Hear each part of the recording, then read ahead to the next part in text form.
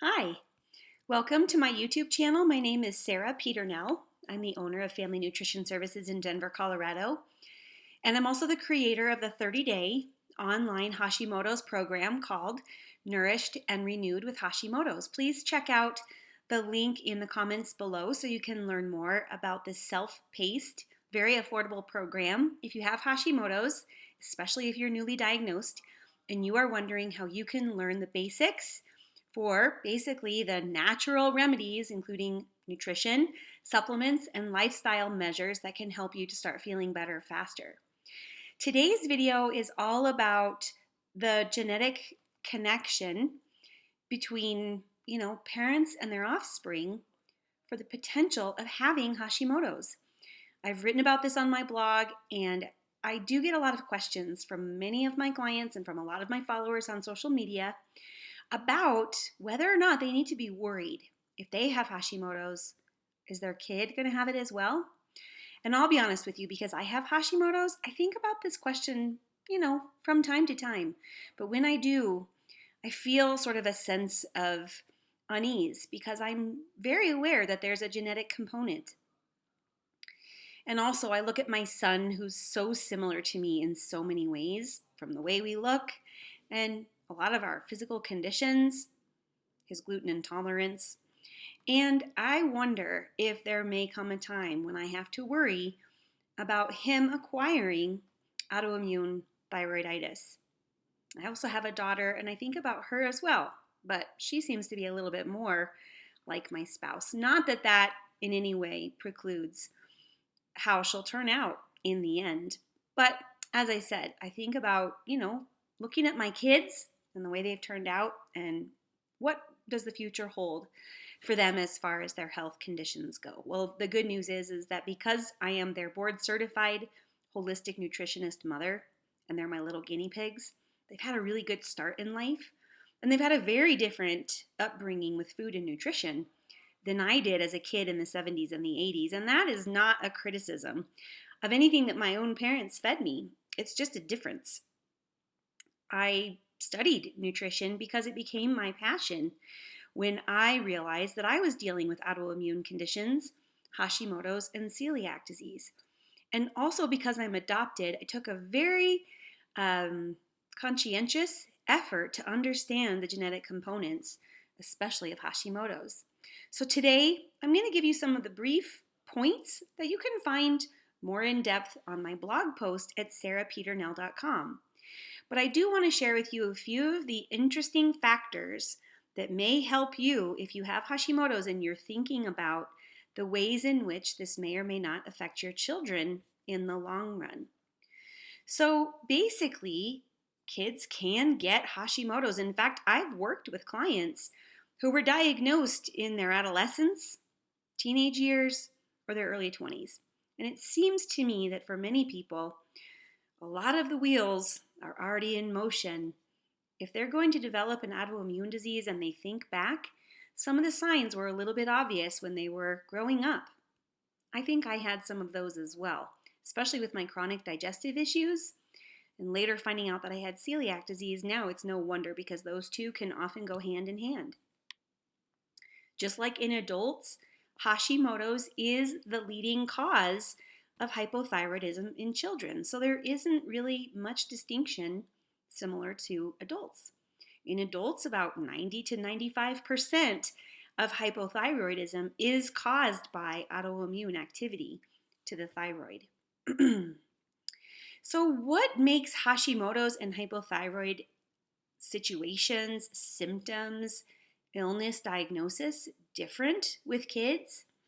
Well, basically, I think it's because in the beginning, some of their symptoms may be hard to figure out if they're related to just normal growth and development, like puberty, or if they're dealing with some other type of metabolic condition, right? So doctors may have just as difficult of a time figuring out and diagnosing Hashimoto's in children as they often do in adults, and the symptoms can look a little bit different.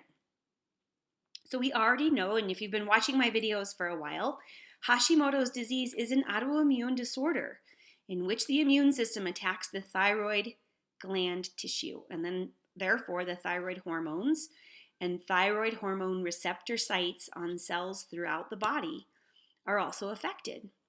And Hashimoto's, because the gland is being dysregulated and in many cases destroyed, it causes hypothyroidism because the thyroid cannot function as a healthy, normal thyroid gland. So there are causes of hypothyroidism in children, and the most common is called congenital hypothyroidism, and this actually can be discovered at birth. About 1 in 3,000 babies who are born in the United States will be diagnosed with congenital hypothyroidism. That means the baby's born with a poorly functioning thyroid or even no thyroid at all. So for many parents, when they learn about their children's diagnosis with hypothyroidism or congenital hypothyroidism, it's very, very early on. And it's believed by medical doctors and researchers that congenital hypothyroidism is caused by a deficiency in iodine, which we know is a key nutrient for the thyroid, and you can watch my video all about iodine. Or it can be an issue with a pituitary gland or problems with an enzyme that produces hormones during the mother's pregnancy. The good news is that usually if congenital hypothyroidism is detected early on, because we have a blood test to screen for that, and it's required in all 50 states, it can be caught early and it can be treated early. On the other side of the coin, however, Hashimoto's affects 1 in 100 children. That's a pretty high chance, and it's a much more common cause of hypothyroidism. And unfortunately, the screening for Hashimoto's after the screening for congenital hypothyroidism is not common. As I said, it can be very tricky for many physicians to actually figure out what's going on. But you would think with Hashimoto's affecting 1 in 100 children that potentially, just like in adults, these missed diagnoses or confusion around symptoms would have a clinical picture for the physician to kind of know which direction to go. But unfortunately, that maybe isn't always the case. There are, however, some telltale symptoms that can alert your pediatrician or even you as the parent about what to be aware of maybe before you have your child evaluated. So it can be hard to determine what your child is feeling, especially if they're very young and their ability to communicate is limited. So for children maybe under the age of 5, they can't always describe if they're feeling unwell or if they're feeling off or if they're feeling like something serious is going on. This gets easier as children get older. But we can look for some of these symptoms of thyroid dysfunction to kind of point us in the right direction and then seek further testing and a serious diagnosis if you feel that your child meets one of these signs of hypothyroidism. So slow growth. Definitely if your child was maybe normal on the growth curve and all of a sudden has started to fall off the growth curve by a significant percentage, and you're tracking this with an annual physical exam at your pediatrician or family medicine doctor's office, it would be something to pay attention to with data that you have from historical visits for your child. Delayed or absent tooth development can be another sign. So if your child's teeth are really late to come in, or if you notice that by a certain age in their school years, they don't have all of their teeth yet, that could be something else to consider as being a sign. Impaired learning and school performance, while there can be a variety of other issues related to this, and I have a blog post on my website also about ADD and ADHD-like symptoms in children. Also, behavioral and learning challenges in kids can also be related to basically what we know like in adults as kind of the brain fog of Hashimoto's. Kids who are becoming very lethargic or just not interested in any activities, feeling like they don't have any energy even with a regular good night's sleep. Also feeling cold all the time, experiencing unexplained weight gain, having constipation and tummy aches, dry skin, and I'm talking about pretty severely dry skin, Delayed puberty, especially in females where compared to their peers, they haven't begun breast buds or any signs of oncoming menstruation.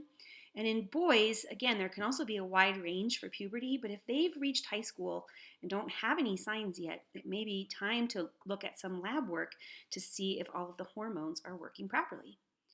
So, absent and irregular menstrual periods in girls is definitely a sign by the time your teenager is about 15 or 16. If it hasn't happened yet or it's been very scant, time to speak with an OBGYN and do some testing for your child. A couple of things that are really interesting about hypothyroidism in kids is that droopy eyelids, slow speech, a hoarse voice, and also a puffy or swollen face, things that we may not even know are really going on in our children, can be signs that something is wrong. So think about, like, we see our kids day in and day out. We may not recognize maybe on occasion that the child has seemingly very tired, droopy eyes. Maybe it looks like allergies, or they have a hoarse voice. Again, it could be misconstrued as a common cold or allergies. Also, slower speech, just kind of, kids talk funny sometimes. They have a variety of different voices and personalities based on their moods, and they can be silly, and we may not recognize sometimes that when they're actually really speaking slowly, that it may have something to do with their endocrine system. And then finally, things that affect hair, skin, and nails. So if you see, real changes around your child, again, with dry skin, scaly, patchy skin, rashes, also weird changes to the nail beds of your child's fingers and toes, and also hair loss can be another sign. So when we talk about the risk factors, I started this video today looking at the genetic components. Well, that's definitely one of them. Genetics is a factor, so if you or your partner suffer from Hashimoto's, there is a higher risk for your biological children. It's just important to know that.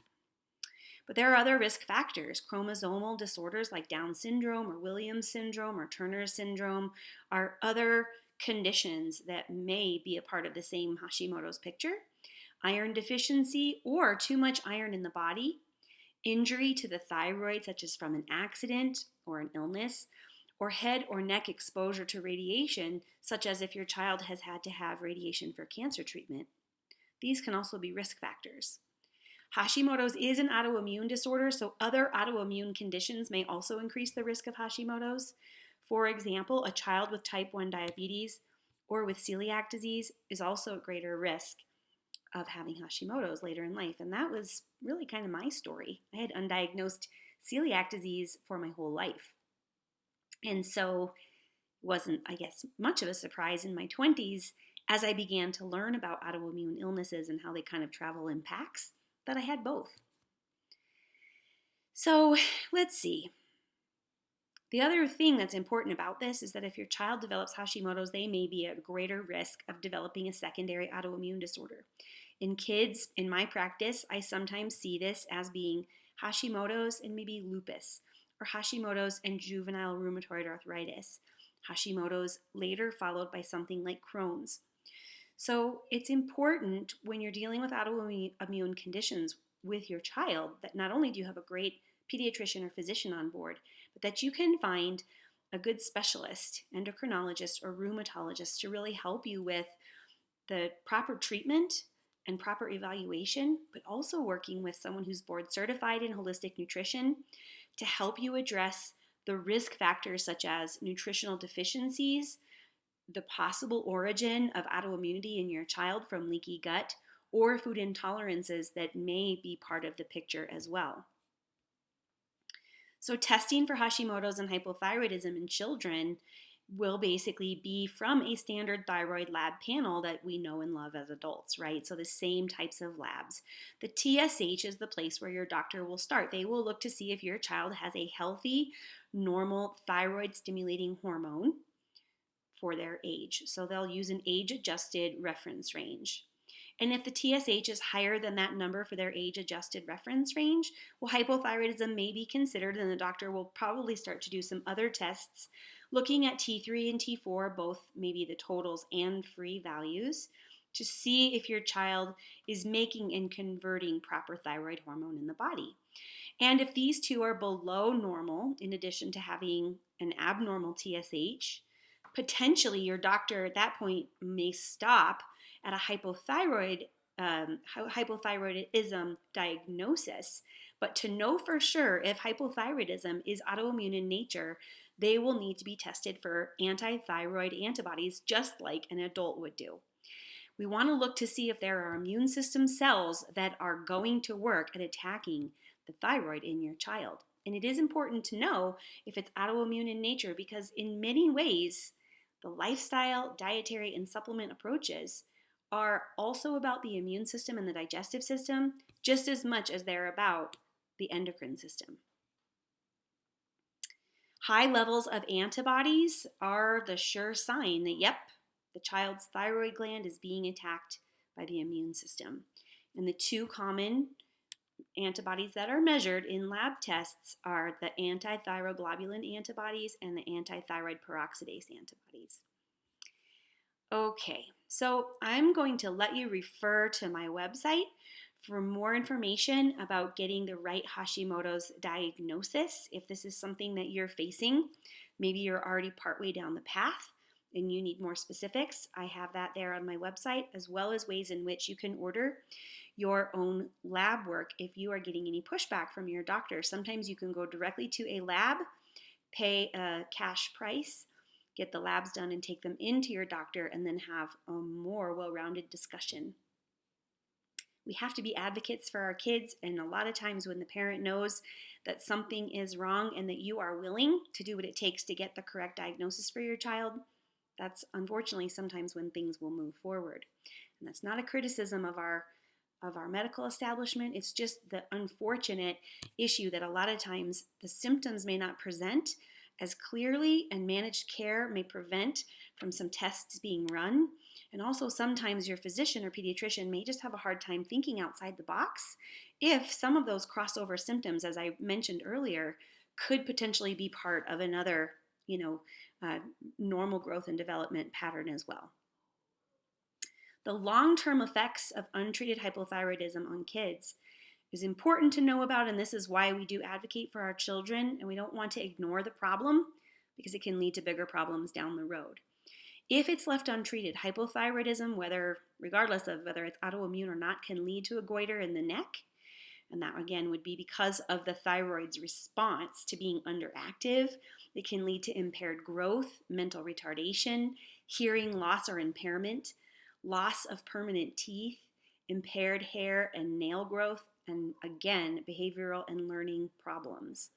Because the thyroid plays such a large role in energy metabolism, a child with an underactive thyroid can show signs of lethargy, forgetfulness, trouble with concentration, and is at risk of becoming obese.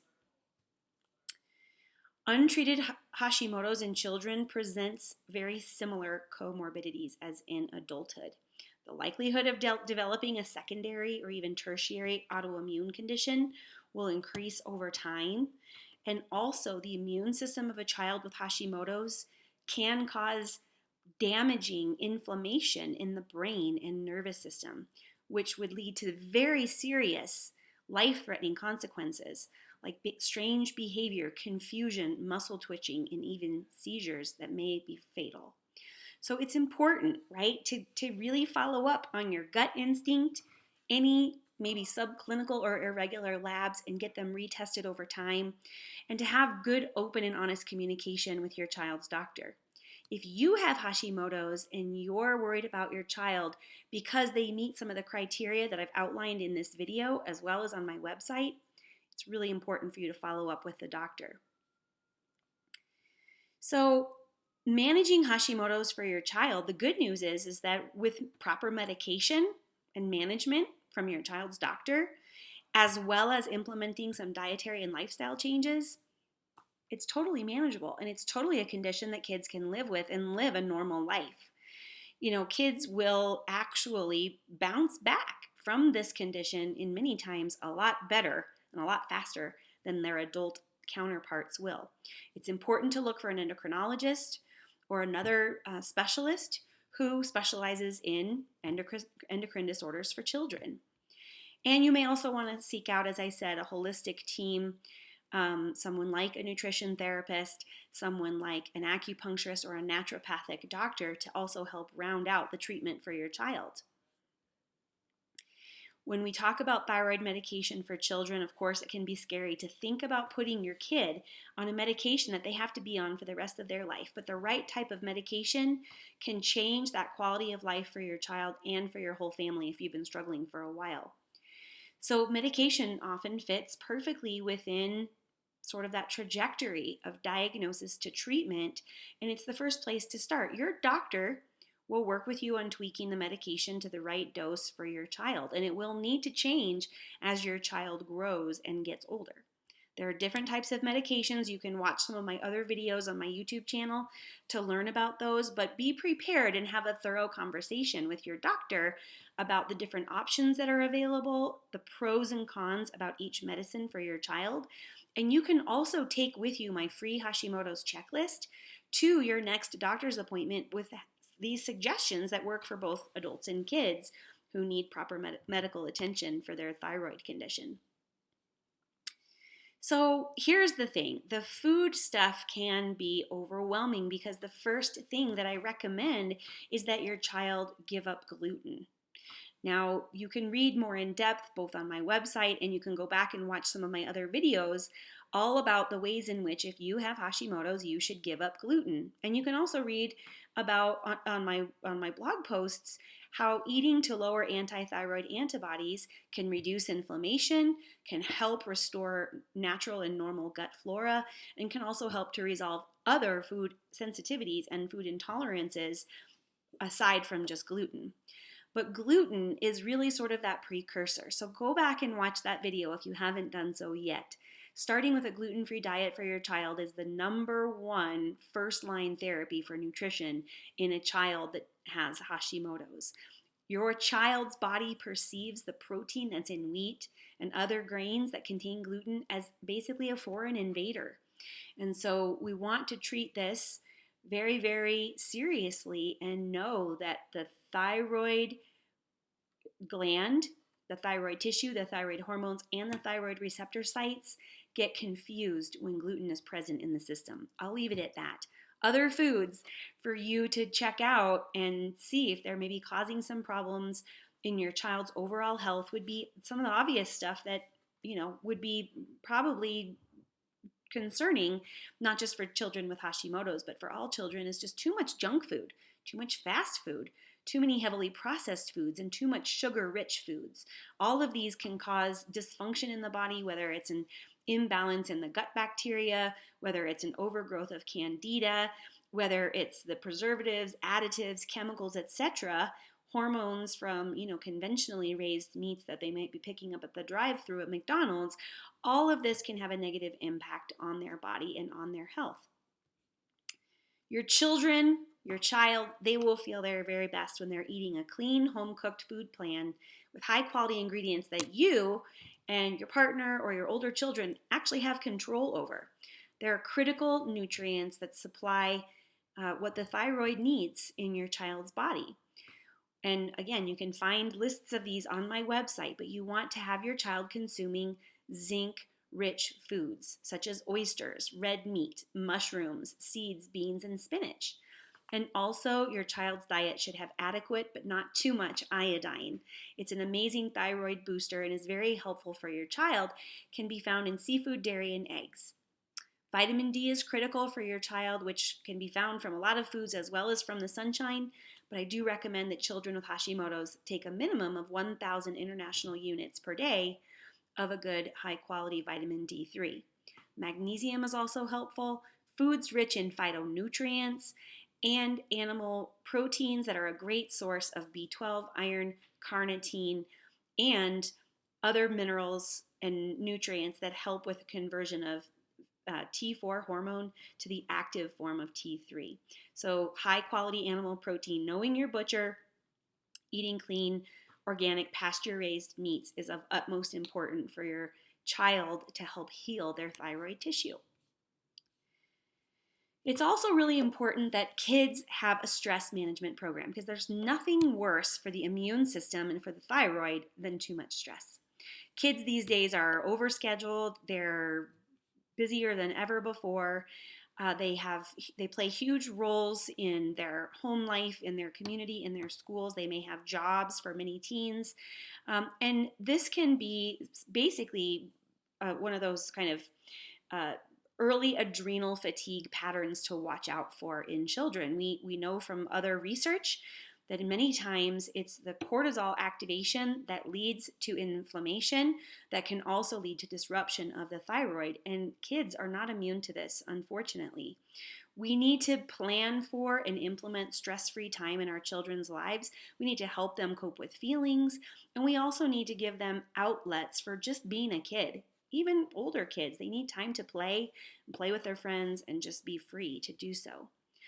Also, nature is very important for getting your kids outside to connect not only with fresh air and sunshine, but maybe animals that live in your local area, the different types of plants that are available, having some good time to run around and laugh. These are Mother Nature's best medicine. I work with a lot of families. I have a program called the Child Advanced Program that is perfect for a child who is maybe newly diagnosed with Hashimoto's or hypothyroidism or any other autoimmune conditions, as well as maybe a non autoimmune condition, a failure to thrive, where maybe there are some digestive food intolerance or nutritional deficiencies at the root cause of why a child isn't growing or developing properly. There can be a lot of complex issues that face kids today. And moms and dads who come to me are wise to seek both a conventional approach as well as a holistic approach. I'm a family nutritionist for this very reason. I have 2 kids, so I know how it feels, not just to be, with my nutritionist hat on, but also to have my mom hat on. Thank you so much for watching today's video all about the ways in which Hashimoto's may affect children. If you have Hashimoto's, don't worry. Just be mindful of and paying attention for any unusual signs, and maybe have a conversation with your child's pediatrician first thing if you start to notice something is unusual going on with their health. You are your child's best advocate, and you know your child better than anyone. Thank you so much for being here on my channel, for subscribing, liking, and sharing my videos with others who may find this information helpful as well. Check out the pinned comments below for more resources and information on this important subject, and I'll be back soon with more videos. Thanks so much for watching. Have a great day.